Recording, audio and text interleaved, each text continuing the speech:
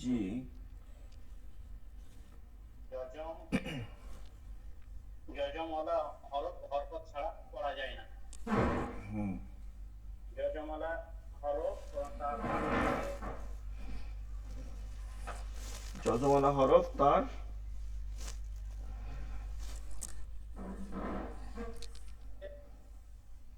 হ্যাঁ শোনা যায় না, আওয়াজ আওয়াজ শোনা যাচ্ছে না, আবার বলেন। যজমালা হরফ,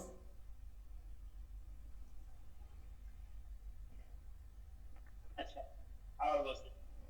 যজম যজমওয়ালা হরফ তার ডান দিকের হরকতের সঙ্গে মিলিয়ে পড়তে হয়। একত্রে একবার পড়িতে হয়, একত্রে একবার পড়িতে হ্যাঁ, হয়। একত্রে একবার পড়িতে হয়। জি। যজমওয়ালা হরফ হরকত ছাড়া পড়া যায় না। যেমন আজ, আব- আক- আচ্ছা তারপরে আরেকজন বলেন দেখি, কলকলা কে পারছেন? কলকলা। ধর আমি বলি, কলকাতা পাঁচটি। বা, জিম, বা, কফতোয়া,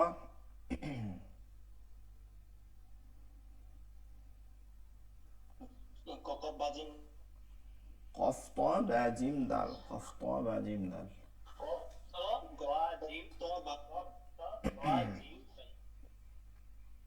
কলকলা মানে হচ্ছে প্রতিধ্বনি বা পাল্টা শব্দ করে পড়তে হয়। এই তারপর পুরোটা হয় না তো, সংজ্ঞা তো হয় নাই, এভাবে তো পড়লে হবে না। কলকলা হরফে এই পাঁচ হরফে জজম হইলে কলকলা করিয়া পড়তে হয়, সংখ্যাটা এরকম হবে।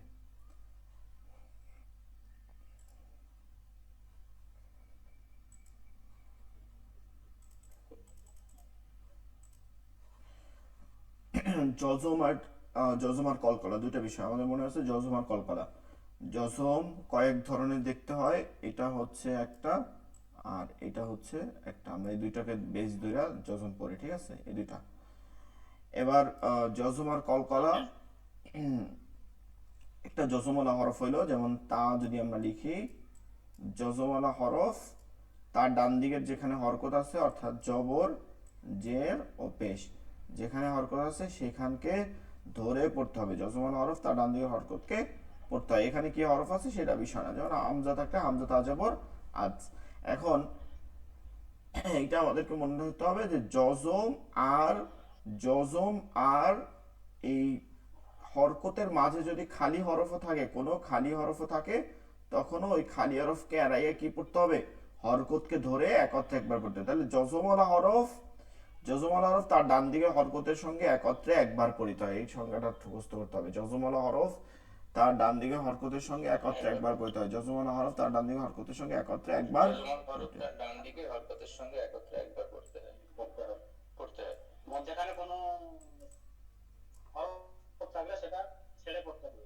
জি, সেটা বোঝার বিষয়, সেটা না পড়লে, মুখস্থ না করলে হবে, মানে মুখস্থ করবেন কিন্তু সংজ্ঞা লাগবে না। এবার হচ্ছে পাঁচটা হরফ আছে, কফ, ত, বা, জিম, জি। আর হচ্ছে দাল। এই পাঁচ হরফের উপরেও জজম হয়, মানে জজম হয় না এমন নয়, পাঁচ হরফের উপরে জজম হয়। জজম হইলে প্রতিধ্বনি হয়, কি হয়? প্রতিধ্বনি। এই পাঁচ হরফের উপরে জজম হইলে প্রতিধ্বনি হয়, মানে প্রতিধ্বনি মানে কলকলা। এর আরবি শব্দ হচ্ছে কলকলা। কলকলা প্রতিধ্বনি মানে হচ্ছে কি? কলকলা। প্রতিধ্বনি মানে হচ্ছে কলকলা। তাহলে আমরা এইটা বুঝতে পারবো যে এই পাঁচ হরফের উপরে যখনই জজম হবে তখন কলকলা প্রতিধ্বনি করে পড়তে হয়। সংজ্ঞাটা কি? মানে এই পাঁচ হরফের অন্য হরফগুলোতেও যেভাবে জজম আছে, অন্য হরফগুলোতে যেভাবে জজম আছে, এই পাঁচ হরফের ওই রকমই জজম থাকবে, ভিন্ন কিছু নাই। মধ্যে ফাঁকা থাকলে ওইটাও, ওই খালি হরফ থাকলে ওটা বাদ দিয়ে হরকত ধরবে। কিন্তু যখন এই পাঁচ হরফের জজম হবে এবং তার এভাবে ধরবে, তখন এটাকে কি করে পড়তে হবে? প্রতিধ্বনি বা কলকলা করে পড়তে হবে। যেমন আক, আত, আব। এখন এই এই ছোট্ট একটা বিষয় নিয়ে আমরা তো অনেক সময় বসে থাকতে পারবো না, তাই না? এই দুইটাকে, এই ছোট ছোট বিষয়, একটা বাক্য যজমল হরফ তার ডান দিকের হরকতের সঙ্গে একত্রে একবার পড়তে হয়, যেমন আজ, আফ, হ্যাঁ। আর পাঁচ হরফ, বিশেষ করে পাঁচ হরফ কফ ত বা জিম দাল, এই পাঁচ হরফকে জজম হলে কলকলা বা প্রতিধ্বনি করে পড়তে হয়, যেমন আক আত আব আছে এতটুকু। এখন ওই যে দুইটা প্রকার, একটা হচ্ছে আত আত, এটা কি মোটা করে পড়তে হবে, আর দুইটা কি বারিক করে পড়তে হবে। আমরা নতুন বিষয় যাব, 14 নম্বর কেন,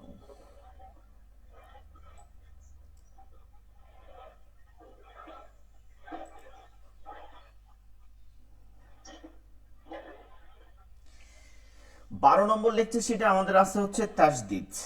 ঠিক আছে, এটা একটা খুব গুরুত্বপূর্ণ পড়া, তাসদিদ। এই তাসদিদ, এরপর হচ্ছে ওয়াজিব গুন্না। ওয়াজিব গুন্না, ওয়াজিব শব্দের সাথে আপনারা অনেকেই পরিচিত। ওয়াজিব মানে হচ্ছে কি কর্তব্য, করতেই হবে, হ্যাঁ, অতি প্রয়োজনীয়, যেটা করতে হবে, যেটার বিপরীত কিছু নাই, এটা হচ্ছে ওয়াজিব। বললো তোমার উপরে এই কাজটা কি ওয়াজিব, নামাজ কি ওয়াজিব, তাহলে ওয়াজিব গুন্না, যে গুন্নাটা করতেই হবে, হ্যাঁ গুন্নাটা করতে হবে, এরকম ওয়াজিব গুন্না। আরেকটা হচ্ছে আল্লাহ শব্দ, এটার সাথে আপনার পরিচিত। আল্লাহ শব্দ বলতে কি, আমরা সাধারণত আল্লাহ শব্দ দেখি বিভিন্ন বাইক, হুন্ডা, বিভিন্ন গাড়ির উপরে অনেক জায়গায় আল্লাহ শব্দ লেখে। এটা দুইটা লাম একটা হা থাকে, এটা একটা আল্লাহ শব্দ হয়, তাই না?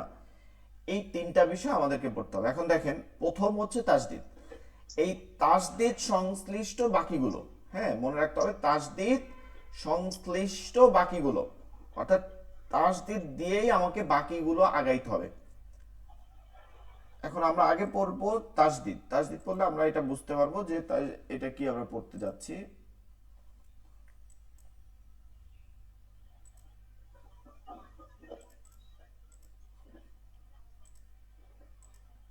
দেখেন, এক নম্বর হচ্ছে তাসদিদ কোথায় হয়। তাসদিদ হয় হরফের উপরে, তাসদিদ হবে হরফের উপরে, তাসদিদ হবে হরফের উপরে। তাসদিদ কেমন, সিন লিখবো আমরা সিনের মতন লিখবো, সিন। এই সিনের যে মাথাটা আছে, সিনের যে মাথা আছে তিন দাঁত, এটা কি তাসদিদ। আবারও বুঝি, সিনের যে মাথা আছে তিন দাঁত, এটা কি তাসদিদ। থাকে কোথায়, হরফের উপরে, হরফের উপরে, হরফের উপরে। এই হচ্ছে কথা। এখন তাসদিদের মধ্যে দুইটা দাগ আছে, দেখেন দুইটা দাগ আছে, এরকম দুইটা প্যাচ আছে। তো এই যে দুইটা প্যাচ আছে, এটা দিয়ে আমি মনে রাখবো, যেহেতু দুইটা প্যাচ আছে, এটাকে দুইবার পড়তে হবে। তাসদিদ কয়বার পড়তে হবে, দুইবার। প্রথমবার পড়তে হবে জজমের ন্যায়, কিসের ন্যায়, জজমের ন্যায়, জজম হয়ে যাবে, হ্যাঁ জজম হয়ে যায়। পরের বার তাসদিদে সবসময় তাসদিদওয়ালা হরফে হরকত থাকে, ঠিক আছে, হয় উপরে নিচে নাইলিতে থাকবে। আর আধুনিক ছাপায় কিছু কিছু ছাপায় তাসদিদের জেরকে জেরকে নিচে দেওয়া হয়, জেরকে হরফের উপরে তাসদিদের নিচেও দেওয়া হয়, তাসদিদের নিচেও দেওয়া হয়। তাহলে আমরা এটা মনে রাখবো, এক নম্বর কথা, যে তাসদিদ হরফের উপরে হয়, তাসদিদ ওয়ালা হরফ দুইবার পড়তে হয়।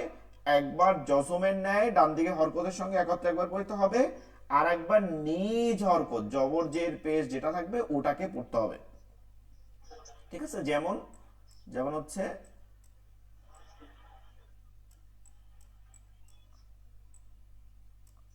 আত্মা, যেমন কি আত্মা, আগে পড়ছিলাম জজমে আত, এবার হচ্ছে আত্মা, আত্মা। ঠিক আছে, আত্মা, আত্মা। আচ্ছা, এরপরে ওয়াজিব গুন্না কাকে বলে? আরবি হরফের ওই যে আমরা যখন কলকলা পড়ছি, এখানে হচ্ছে 27টা হরফে, 27 হরফে যখন হয় তখন এটা নরমাল হয়, যেমন আত্মা, আক্ক, আব্বা। এখানে কিন্তু আবার কলকলা নাই, এটা আবার কলকলা হরফ নিয়েন না। এখানে দুইটা হরফ ভিন্ন হবে, সেটা হচ্ছে নুন এবং মিম, নুন আর হচ্ছে মিম। এই দুই হরফে যখন এই তাসদিদটা হবে, তখন এইটাকে ওয়াজিব গুন্না, মানে গুন্না করে পড়তে হয়। গুন্না তো আমরা জানি যে গুন্না হচ্ছে ধরে, আমি তার মাখরাজের সময় পড়াইছি, গুন্না হচ্ছে ধরে রাখা। গুন্না মানে কি, ধরে রাখা। তিনটা জিনিস, একটা হচ্ছে যে হরফের উচ্চারণ তো এটা পড়বো তাসবিদের, আরেকটা হচ্ছে যে গুন্না, গুন্না কি ধরে রাখা কোন একটা হরফকে। যেমন এর একটা মোবাইল, এটাকে আমি ধরে রাখছি, যতক্ষণ ধরে রাখবো এইটাই গুন্না, হ্যাঁ, ধরে রাখলাম গুন্না, গুন্না। ঠিক আছে, ধরে রাখাটাকে কি বলে, গুন্না বলে। ধরে রাখাটাকে গুন্না বলে, একটা হরফকে ধরে রাখাটাকে গুন্না বলে। আর একটা হরফকে আর একটা হরফ থেকে ধরতে যাওয়ার সময় বেশি সময় নিয়ে যাওয়া, এইটাকে মাদ বলে। যেমন الآن ولا الضالين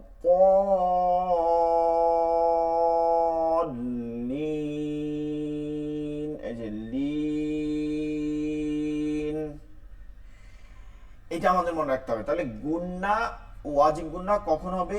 যখন নুন মিমের উপরে তাসদিদ থাকবে, নুন মিমের উপর তাসদিদ থাকবে তখন এটা ওয়াজিব গুন্না হবে। এবার আল্লাহ শব্দ, আল্লাহ শব্দ হচ্ছে আমরা জানি আল্লাহ শব্দ ছোটবেলা থেকে আমরা দেখতে দেখতে আসছি এরকম পরিচিত, যে আল্লাহ শব্দে এরকম থাকে, মাঝখানে একটা তাসদিদ থাকে, উপরে একটা খাড়া জবর থাকে। এটা আপনারা দেখছেন অনেক আগে, এক সময় ভেন্টিলেটর আসছে না, ভেন্টিলেটরও থাকতো, কিন্তু খুব পরিমাণ আল্লাহ শব্দ ব্যবহৃত হয়। তো এই আল্লাহ শব্দের মাঝখানে একটা লামের তাসদিদ দেখতেছি, মাঝখানের যে লামটা তাসদিদ ওলা একটা খাড়া জবর দেখতেছি। এই লামটাকে দুই ভাবে পড়তে হয়, একটা হচ্ছে চিকন ভাবে, একটা মোটা ভাবে। হ্যাঁ, একটা মোটা একটা চিকন। মোটা কখন? যখন এই লামটার আগে, এই লামটার যেটা তাসদিদ হলো যেটা আছে এই লামটার আগে, এই লামেও হইতে পারে বা তার আগেও হইতে পারে, যখন জবর অর পেশ, জবর অথবা পেশ থাকে, তখন এইটাকে মোটা করে পড়তে হবে, অর্থাৎ ল করে পড়তে হবে। মোটা মানে হচ্ছে বাংলায় যে ল আছে এটা পড়া, আকার না দিয়ে পড়া, ল। যেমন কুল হুয়াল্লাহু আহাদ, কুল হুয়াল্লাহু আল্লাহ, ঠিক আছে, ল। আল্লাহুস সামাদ, আল্লাহুস সামাদ, লা ইলাহা ইল্লাল্লাহু মুহাম্মাদুর রাসূলুল্লাহ। হ্যাঁ, ল পড়া। আরেকটা হচ্ছে বারিক পড়া, চিকন। যখন এই লামের পূর্বে জেদ থাকে, হরফে জেদ থাকে, যেমন বিসমিল্লাহ, তখন ল পড়া যাবে না, বিসমিল্লাহ, আউযু বিল্লাহ, আলহামদুলিল্লাহ, এই যে এই লামটা হয়েছে আলহামদুলিল্লাহি রাব্বিল আলামিন। আচ্ছা, মোটাকে পুর বলে, এইটা হচ্ছে উর্দু শব্দ বা ফার্সি শব্দ থেকে আসছে, পে থেকে আসছে, এটা বাংলা শব্দ না। আমরা জানি কিনা উর্দুতে বায়ের পরে পে আছে, বে এরপর হচ্ছে পে, পোর, ঠিক আছে, পোর। এই পোর মানে হচ্ছে, পোর শব্দের মানে হচ্ছে মোটা, এটার অর্থ হচ্ছে মোটা, আমরা যেটাকে মোটা বাংলায় বলি এটার অর্থ হচ্ছে মোটা। আর বারিক দুই শব্দ থেকেই পাওয়া যায়, উর্দু থেকেও পাওয়া যায়, আরবি থেকেও পাওয়া যায়। বারিক মানে চিকন, বারিক মানে পাতলা বা চিকন, বারিক, ঠিক আছে। এই হচ্ছে কথা, এই হচ্ছে আমাদের পড়া। এখন আমরা লেকচার শিট থেকে আমরা দেখব, এটা এখন দেখার বিষয়, আর কিছু না। التشديد ওয়াজিব গুন্নাহ, আল্লাফজুল্লাহ, আল্লাহ শব্দর আরবি হচ্ছে লফজুন, শব্দের আরবি হচ্ছে লাফজুল্লাহ, আল্লাহ শব্দ। তাসদিদ একদম সোজা কথা, আরবি হরফকে দ্বিত্ব করার প্রয়োজনে, দ্বিত্ব বুঝেন তো, দুইবার করার প্রয়োজনে, দুইবার না লিখে মানে পরপর দুইটা আরবি হরফ হয় না, যেমন বাংলায় হয় আব্বা, স্বরে আ ব, হ্যাঁ, স্বরে আ ব, এরপর আবার ব, এরপর আকার, এটা যেমন দেওয়া হয় এটা আরবিতে দেওয়া হয় না। আরবিতে যদি আব্বা ডাকে, আরবিতেও তো আব্বা ডাকা যাবে, ভাষা তো পরিবর্তন হলেও ভাষার নাম তো পরিবর্তন হয় না। তো আব্বা যদি আপনি ডাকেন তখন আব্বা হবে এরকম আব্বা, তখন এইখানেও কিন্তু দুইটা বা আছে, এইটা মুদাআফে সুলাসি, ঠিক আছে, এটা জিন্সের একটা পরিচয়, এটা একটা জিন্স আছে, এটা আরবি ব্যাকরণের একটা মানে অংশ। তো ওইখানের কাজ হচ্ছে পরপর দুই হরফ হইলে এক হরফ আর এক হরফের মধ্যে হজফ করা হয়, হজফ মানে খেয়ে ফেলে, এক হরফ আর এক হরফের মধ্যে নিয়ে নেওয়া হয়, খেয়ে ফেলে। এই হজফ করার মাধ্যমে এই একটা তাসদিদ বসানো হয়, ঠিক আছে। কখনো আরবি হরফ একের পর আরেক হরফ হয় না, একের পর আরেক হরফ মানে একই রকম ভিন্ন রকম হরফ হয়। আবার বললে না যে হুজুরে বলছে এক ভিন্ন রকম হরফ হয়, মানে একই রকম, বা এর পর বা, কফের পর কফ, তা এর পর তা, এটা হবে না, ঠিক আছে। তো ওইটা না করে এটাকে কি করে পড়তে হবে? তাসদিদ দিয়ে পড়তে হবে, এটাকে তাসদিদ দিয়ে পড়তে হবে, এটা আমাদের মনে রাখতে হবে। সেটাই বলছে যে তাসদিদওয়ালা হরফ একত্রে দুইবার পড়িতে হয়, এটা আমরা মনে রাখবো। তাসদিদওয়ালা হরফ একত্রে দুইবার পড়িতে হয়। তাসদিদওয়ালা হরফ কয়বার পড়তে হয়? দুইবার, দুইবার। আর এই সংজ্ঞাটা মুখস্থ করব। জজম যেমন করছে এরকম, তাসদিদওয়ালা হরফ তার ডান দিকের হরকতের সঙ্গে একবার, তার ডান দিকের হরকতের সঙ্গে সঙ্গে একবার। কেমন? ব্র্যাকেটে এটা দিয়ে দেওয়া হয়েছে যে আপনার বোঝার জন্য, এটা মুখস্থ করতে হবে না, মানে জজমের মতো, জজমের ন্যায়, প্রথমবার জজমের ন্যায়।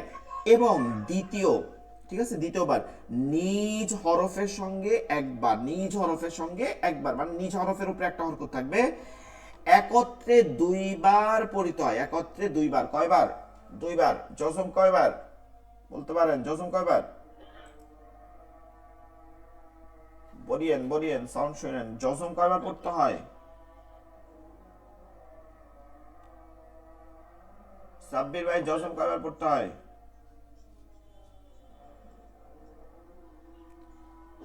আচ্ছা, ক্লাসে খেয়াল করতে হবে, ক্লাসে খেয়াল করতে হবে। আমাদের মেজর ভাই কি আসে নাই?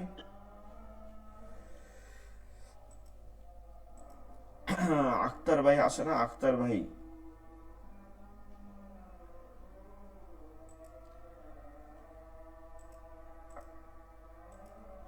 আচ্ছা।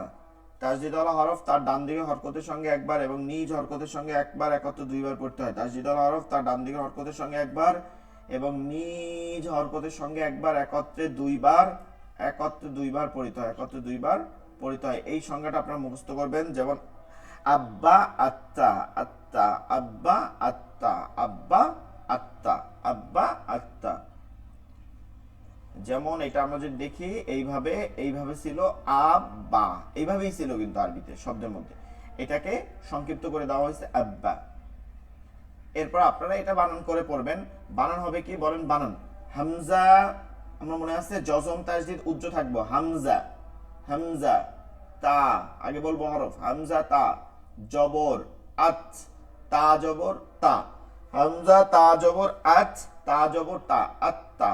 হামজা তা জবর আত, তা জবর তা, আত্তা। চলেন আমরা প্রথমে এই পেজটা পড়ি। হামজা তা জবর আত, তা জবর তা, আত্তা। হামজা তাজের ইত, তা জবর তা, ইত্তা। হামজা তা পেশ উত, তা জবর তা, উত্তা। হামজা সা জবর আস, সা জবর সা, আসসা।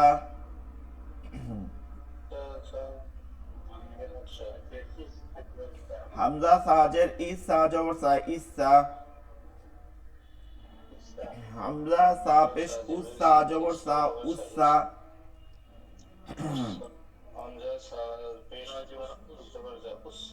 হামজা হামজা হামজা হা জবর আহ, হা জবর হা, আহ হা, আহ, আহ হা, হা। ঠিক আছে, আহ হা। হামজা হাজের ই, হা জবর হা, ই হা।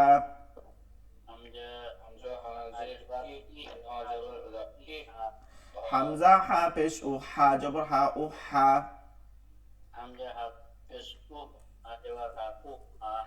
হামজা খ জবর আ, খা জবর খা, আ উখ, আখ। হামজা খাজের ই, খ জবর খ, ইখ।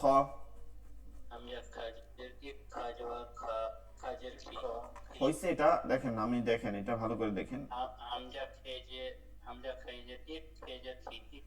হ্যাঁ, হামজা খাজের ই, খাজের খে, ইখ, খে, যা আছে সেইটা মুখস্থ করা যাবে না কিন্তু। হ্যাঁ, আরবি কখনো মুখস্থ করবেন না, তখন ভুল হবে। মানে আপনি কনসেপ্ট পড়ার চেষ্টা করবেন দেখে দেখে।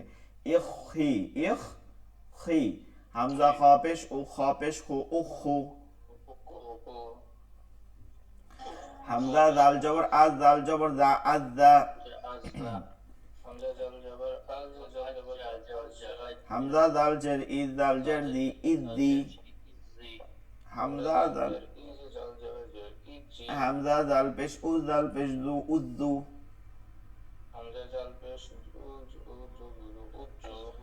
এরপরে আররা ইদ্দি উরু, ঠিক আছে, আররা ইদ্দি উরু। এভাবে করে প্রত্যেকটা আমরা যদি ধরি, আরো প্রত্যেকটা হবে এরকম। ত দিয়া হবে আত্তা, ইত্তি, উত্তু, আউযা, ইযি, উযু। তাহলে 1 নম্বর টিকা, এই টিকাগুলো মুখস্থ করে ফেলবেন। 1 নম্বর টিকা মানে মনে রাখবেন, মুখস্থ করা লাগবে না খুব বেশি। তাসদিদ ডানের হরকত, ডানের হরকত ছাড়া তাসদিদ ওয়ালা হরফ পড়া যায় না। অর্থাৎ হরকত ছাড়া তাসদিদ ওয়ালা হরফ কি করা যায় না, যেটা আমরা জজমের ক্ষেত্রে মনে রাখছি। এই ক্ষেত্রে সেক্ষেত্রে আমরা মনে রাখবো, সেক্ষেত্রে ডানে যেখানে হরকত রয়েছে তার সাথে মিলাই পড়তে হবে। এখানে খেয়াল করবেন যে একটা খালি হরফ আছে, কি আছে খালি, যেটা জজমের ক্ষেত্রেও ওটাও পড়া যাবে না, এবং তাসদিদের ক্ষেত্রে একই। যেমন এখানে কি আছে, ওয়াও সদ জবর ওয়াস, বানানোর সময় মধ্যের আলিফ লাম কিছু দেখা যাবে না, ওটা বাদ, ওটা দেখবেন না, চোখে দেখবেন না, ঠিক আছে। বানান করবেন ডিরেক্ট, ওয়াও জবর আছে আর এখানে সদ আছে, তাহলে ওয়াও সদ জবর ওয়াস, সদিয়া জবর সাই, ওয়াস সাই ফাজের ফি, ওয়াস সাই ফি। হ্যাঁ, ওয়াও সদ জবর ওয়াস, সদ বা পেশ সুব, হাজের হি, ওয়াস সুবহি। ওয়াও শিন জবর ওয়াস, শিন ফা জবর শাফ, ওয়াস শাফ, আইন জের ই, ওয়াস শাফ ই, ওয়াস শাফ ই। এরপর এটা যদি বানান করি, হামজা লাম জের ইন। দিয়েছে তাহলে এটা কি কারণে? ও, এটা কি কারণে দিছে, এটাকে মাসদার বলে, মানে শব্দ, মূল শব্দ যেটা, মানে পুরোপুরি যে শব্দটা, এইটাকে মাসদার বলা হয়।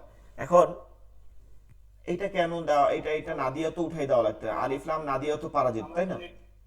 হ্যাঁ, আমরা তো লিখতে গেলে তখন হয়তো এটা দিব না, লিখবো তখন আলাদা হয়ে যাবে। এখন কথা হচ্ছে যে সেটা না, সে কথা হচ্ছে যে আমরা কোরআন শরীফকে পড়ি, তেলাওয়াত করে, ঠিক আছে, কিন্তু এটা তো লেখা, লিখিত অবস্থায় থাকে, তাই না? এটা একটা আরবি ভাষা। এইখানে আরবি ভাষার ক্ষেত্রে লেখার জন্য ব্যাকরণ ব্যবহার হয়, লেখার ক্ষেত্রে ওইগুলো দিয়ে লিখতে হবে। যদি এগুলো না দেওয়া হয় তখন শব্দ ঘুরে যাবে, শব্দের অর্থ ঘুরে যাবে, ঠিক আছে। এই কারণে আলিফ লাম দেওয়া হয়, এটা মাসদার।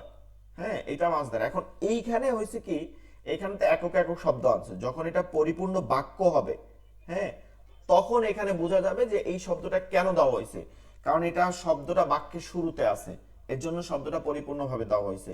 শব্দটা রূপান্তর হয় নাই, এর জন্য দেওয়া হয়েছে। এইরকম বেশ কিছু কারণের জন্য। তারপর হচ্ছে শব্দটা ইসেম হয়েছে, হ্যাঁ, শব্দটা হচ্ছে নামবাচক হয়েছে। এরকম কিছু কারণের জন্য এই শব্দটা এভাবে লিখতে হয়।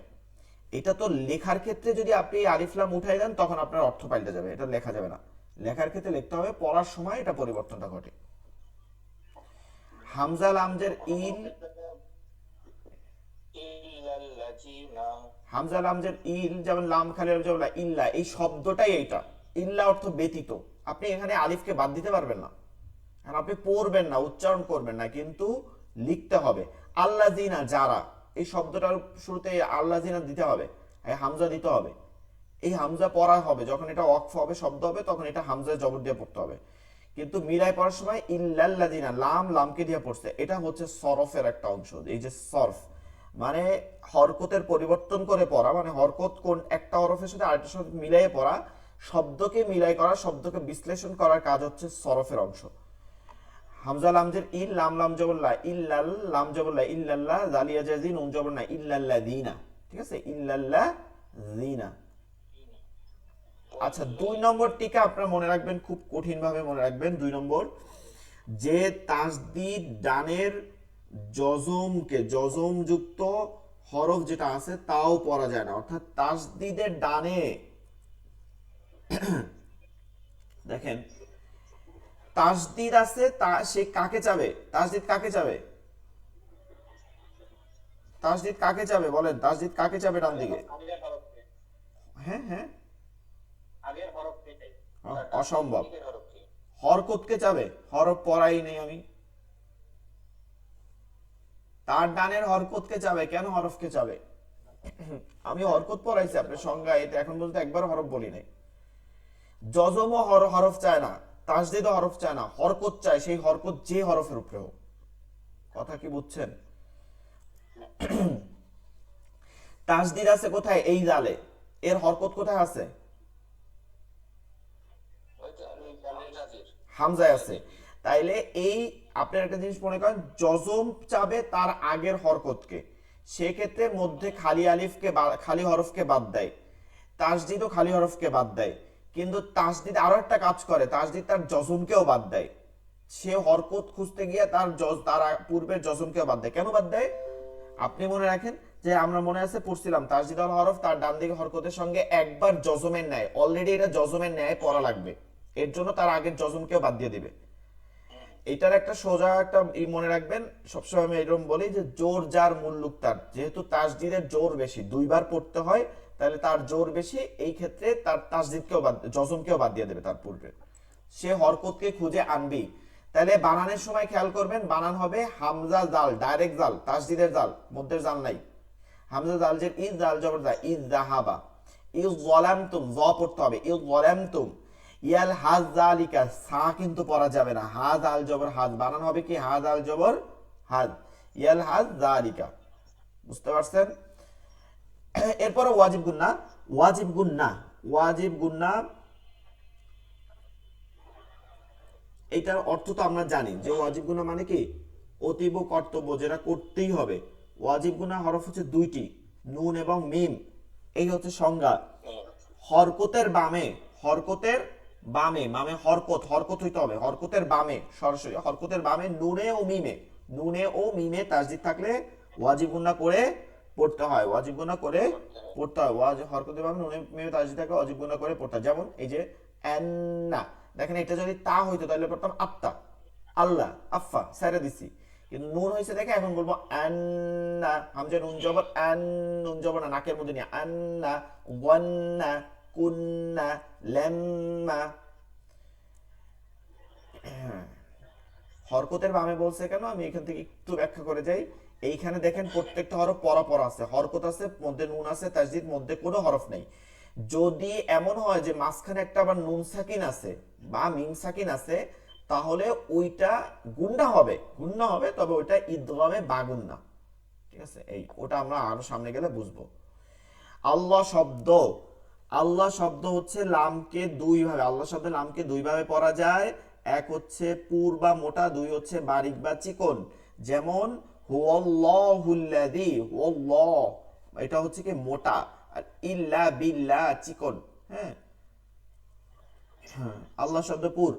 আল্লাহ শব্দের, আল্লাহ শব্দের মাঝের লামকে, এই সংজ্ঞাটা মুখস্থ করেন, খুব সুন্দর করবে। আল্লাহ শব্দের মাঝের লামকে, মাঝের লাম, এই যে মাঝের লাম, আল্লাহ শব্দের মাঝের লাম, আল্লাহ শব্দের মাঝের লামের ডানে, মাঝের লামের ডানে মানে কি পূর্বে, ডানে পূর্বে একই কথা, আপনি যে ভাববেন। আল্লাহ শব্দের মাঝের লামের ডানে, আল্লাহ শব্দের মাঝের লাম এর ডানে জবর অথবা পেশ থাকলে ওই লামকে, কোন লামকে, ওই লামকে পূর্বা মোটা করে পড়তে হয়। এটাকে দুইবার পড়তে পারেন, আল্লাহ শব্দের ডানে জবর অথবা পেশ হইলে ওই লামকে মোটা করে পড়তে হয়, এটাও পড়তে পারেন। ঠিক আছে, আল্লাহু আকবার, তাহলে এখন থেকে আল্লাহু আকবার হবে না, কি হবে আল্লাহু আকবার, আল্লাহু আকবার, রাসূলুল্লাহ, রাসূলুল্লাহ না, দেখবেন আজান দেয় আল্লাহু আকবার, আল্লাহ শুনতে কেমন লাগে, আশহাদু আন্না মুহাম্মাদার রাসূলুল্লাহ, কেন রাসূলুল্লাহ। চিকন, আল্লাহ শব্দের মাঝের লামের ডানে জের হইলে, জের হইলে ওই আল্লাহ শব্দকে চিকন করে পড়তে হয়। এখানেও খেয়াল করতে হবে আউযু বিল্লাহ, বিসমিল্লাহ, আলহামদুলিল্লাহ, লিল্লাহ হবে, হ্যাঁ লা হবে, ইন্না লিল্লাহ হবে, লা হবে। আজকের পড়া এই পর্যন্ত, আপনাদের 3টা পড়া থাকবে। আজকে আর বিকালে ক্লাস হবে না, আমার এক জায়গায় যাইতে হবে ইফতারিতে, তো এর জন্য আপনাদের আজকে পড়া এই পর্যন্ত। আর বিকালে ক্লাস এমনিও কম হবে, কারণ বিকালে থাকে না, একজন থাকে, দুইজন থাকে। আপনাদের টাইমটা আজকেও তো 45-এ ক্লাস নিতে চাইছি, কিন্তু নেটের সমস্যার জন্য নেওয়া যায় না, 45 থেকে ক্লাস নেব। ঠিক আছে, 45 থেকে, প্রয়োজন আমরা ওইখানে আরো 5 মিনিট অধিক আগাই নেব, নেটের সমস্যা না থাকলে আজকে নিতাম, মানে 1 ঘন্টা পরিপূর্ণ ক্লাস নেওয়ার চেষ্টা করো। 45 মিনিট ছিল তো, এটা 1 ঘন্টা করে নেব। আচ্ছা ঠিক আছে, সকলে ভালো থাকবেন, কালকে আবার ক্লাসে জয়েন হবেন। আসসালামু আলাইকুম ওয়া রাহমাতুল্লাহি ওয়া বারাকাতুহু।